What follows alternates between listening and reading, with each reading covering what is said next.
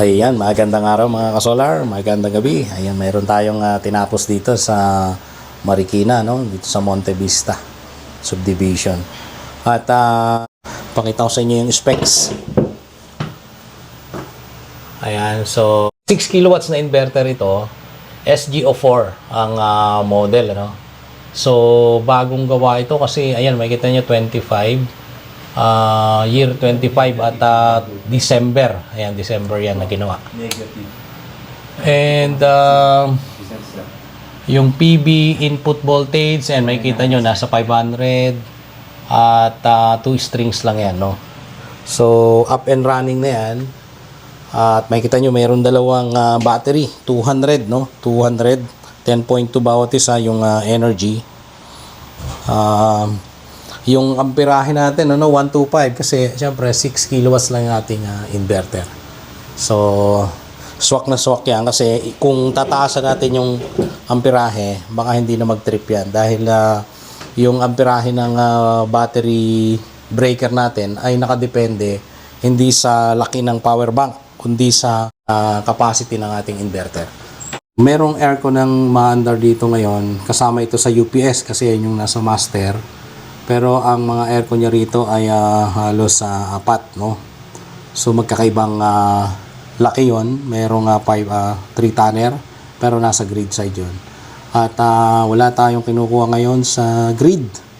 Lahat yan ay galing sa battery, no? Yan, naka-discharge ng 12.41.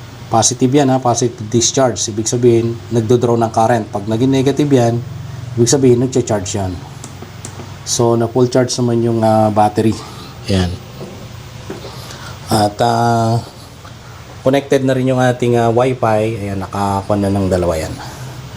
So, yun na. Okay na yung setup natin.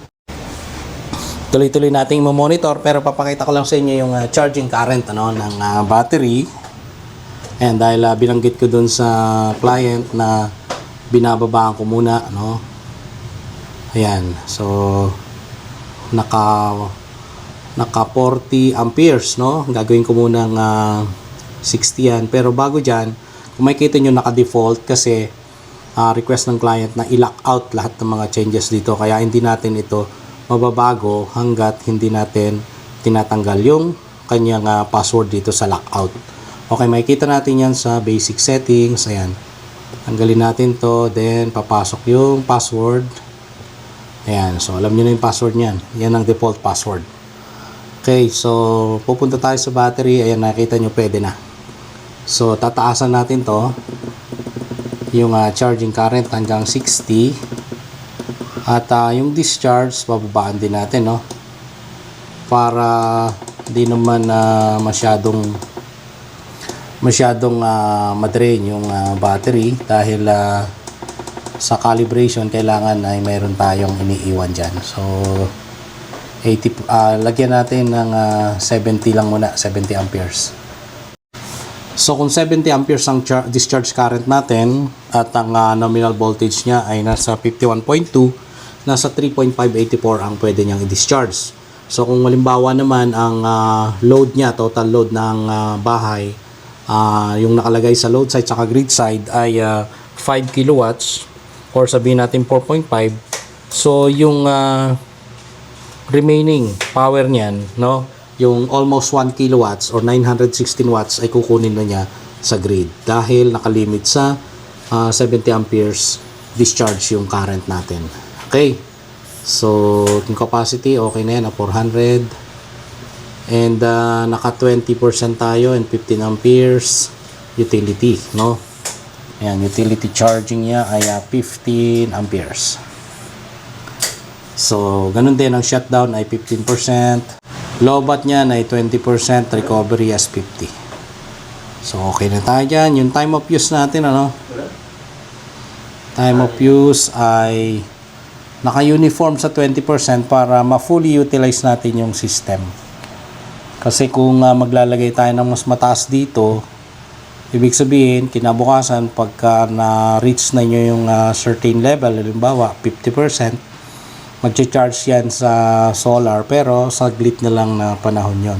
Sayang naman kung magandang panahon at hindi na fully utilized, or ibig sabihin mas malalim yung kanyang depth of discharge para sa charging. Okay, so sa basic settings at pag ila-lock out natin ito, walang pwedeng mabago, no? Ay papasok lang natin yung password dyan, then nakalock na yan. And tingnan pa natin sa device info, dito lahat mangyayari yung kanyang mga errors or yung fault. Dito natin makikita. So makikita niyo naman malinis, ibig sabihin walang fault during startup period, no? Walang error or walang alarm. Dito sa grid settings, kailangan lang nakasigurado tayo na naka general standard 60 Hz to 30 volts ang inverter output at single phase. Mayroon lang tayong babaguhin dito, no, yung reconnection time. Pinaiksi lang natin sa 60 seconds kasi nagse-setting tayo. Matagal kasi pag hinintay pa natin ng 10 minutes. So ibabalik natin sa 600 seconds. And then pag nalagay na natin yan sa 600 seconds, ayan, ay yan na yung kanyang default settings. So good to go na tayo dyan.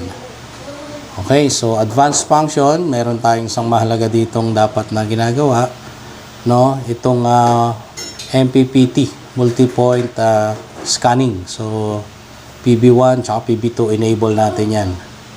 Para pagka nag-calibrate tayo, no, ng ating battery, every 6 months pwede tayo mag-calibrate. Ang gagawin natin dyan ay tatanggalin natin lang itong time of use. So magagamit pa rin yung system, gagana pa rin yan, pero mostly, no, dapat mapuno yung battery kasi nagka-calibrate siya. And at the same time dito sa advanced function, yung MPPT or multi-point scanning dapat naka-enable yan. So yung nakikita natin dito na ATS, kasi internal yan, ay dapat normally naka-off lang yan. Wala muna tayong gagamitin doon. So ila-lock out na natin to, at lahat ng changes, no, ay wala na tayong pwedeng baguhin pa. Ayan, so meron tayong password, naka-default yan, nasa manual naman yan, password. So check natin kung pwede pa tayong mag-change. Ayun, naka-default na, so kahit anong gawin natin dito, hindi yan mababago. Kahit anong pindot natin, hindi na mababago yan. Ayan, so dito rin wala rin tayong mababago dyan kasi naka-default na yan.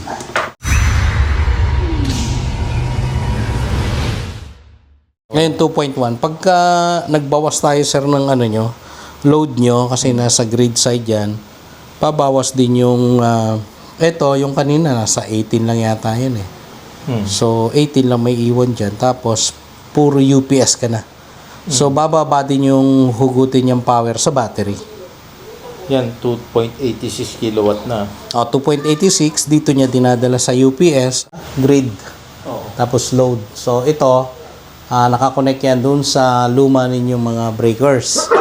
Ito, dun sa bago nating in-isolate, kasama lahat ng ilaw, CCTV, Wi-Fi, Yun mga yung emergency. papaanda rin na pang-emergency. Yes sir. Actually, Kaya ako naman, mamamanage dito naman kasi kami lang nakatira ng misis ko. So, alam namin yung nangyayari. Hindi maraming tao na kanya-kanyang bukas. okay. So, iba yung sitwasyon namin. Okay. So, kayo pala, kaya nyo nang i-manage yun, yung mga Oo. load ninyo. The solar. Check ko nga rito kung nandito na. Anong name sir nung Yung Solar Day. Yung name ng plant. yan, Solar Day 8 na. Ito. Ayan. Makikita ko ngayon.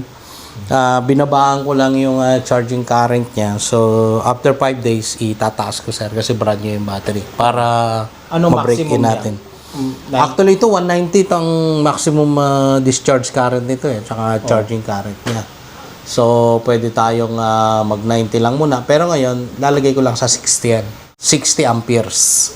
Okay, sige. Amperahe. Pansamantala natin gagamitin yun. Sige. Para hindi mabigla yung battery. Kasi ito, pre-charge ito eh. So, dun sa planta, bago nila ilabas yan, mabilisan lang yan, DC to DC.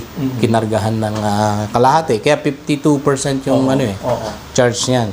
So, ibig sabihin, hindi siya nasiksik, hindi siya kumbaga, sa sinaing, hindi na in-in. So ngayon, ang pag-charge mo, ilang percent mo ima-maximum? 100% talaga ang magiging state of charge niyan. Pero yung amperahe, ilalagay lang natin sa 60. Control mo yung amperahe? Yes, sir. Okay. Pero after nung break-in period niya na 5 to 6 days, yun yung time na tataasan ko na. Okay. Tataasan ko na. When you say amperahe, yun yung draw. Amperahe, dalawa yan, sir. Pwedeng pasok o kaya labas. Sige, okay lang yun. Okay. Ayan siya. So, ngayon, ayan, may iba pang papaanda rin, sir. Dito sa UPS, ano pang ibang pwedeng paanda rin dito para makita natin? Ano yung sinama mo rito? Meron sir, nasa master. Sige, sir. Try natin yung sa master, sir. May isama natin dito. 3.58 na ngayon Ilan kasi yung dadagdag? 2.7 kanina, sir, eh. 2.7. Kaya lang hindi pa rito. Mamaya, tignan natin. Kasi 2.1. Dito na. papasok yun, ano? Dahil kasama rito yun eh. Yes, sir. Dapat ang tataas yung sa UPS natin. 1.5 horsepower yun. So, mga 1,119 yun. Pagka ganun.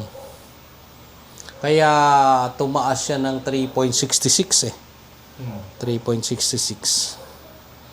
So may delay ito na sabi mo may delay. Meron talaga yan, sir. Check ko nga dito para makita yung sa delay. Ito yung delay na hindi nabubuntis eh. Na pull in. Check natin. Medyo mabilis na, sir. Kasi 1 minute eh. 1 minute, 60 seconds. Yung uploading period. Binawasan na nila. 5 minutes dati yan. Yan, 1.56 na yun. Ayun, no. 600 kanina lang kanina. So, tama lang, sir. Mga Nandito 1,000. nandito siya. Ayun. So, ito, sir, para sa panel ito, itong dalawang to. PB1, PB2. Ayoko na tandaan yan. Hindi, sir, may nakasulat naman. Sulat. Lalagyan ko lang dyan para pag may ibang pumunta na tao mo, siguro alam pa rin naman yan, di ba? Oo. So, pag ilalak natin, sir, ilalak ba natin o ano? Andito, sir, may lock ito eh. Basic setting, lock out all changes. Oo. Lock mo. Ilalak ko. Ayan, may password yan eh. Yung password mo gamitin. Hindi, sir, default password yan. Sige. Para hindi naman gagalaw yan. Ayun, okay. Pumasok na. Makikita pa pero... Oo. Yung default. Ayan.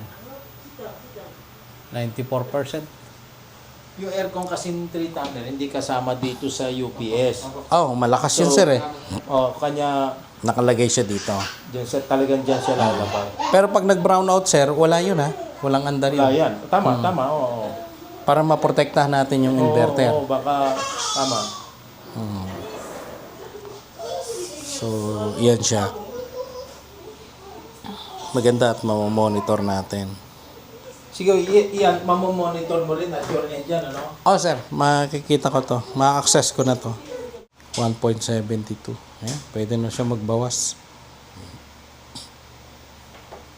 28.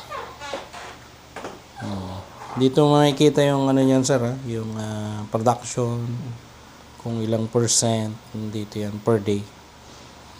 Kung anong oras. Paano ko pumunta dyan sa day? Itaas mo lang, sir. Andun, ayan, sir. Wala namang risk na may mabago akong setting. Tama? Wala, dito. sir. Unless dito ka magbabago dyan, sir. Hindi. Pupunta ka ng device. Tapos, dito sa inverter. And, dito may tatlong lines remote. Yan pa lang. Yung time na yan, pwede kang magbago. Ayan. Back lang. Tapos, punta ka, sir, sa Yan. Yan ang pe-press nyo. Ayun, kikita nyo ulit. Yan, lock ko na tong aircon. Yan, mabababa na yan, sir. Ito na lang may iwan, 1.76. Nasa UPS. Okay, sige.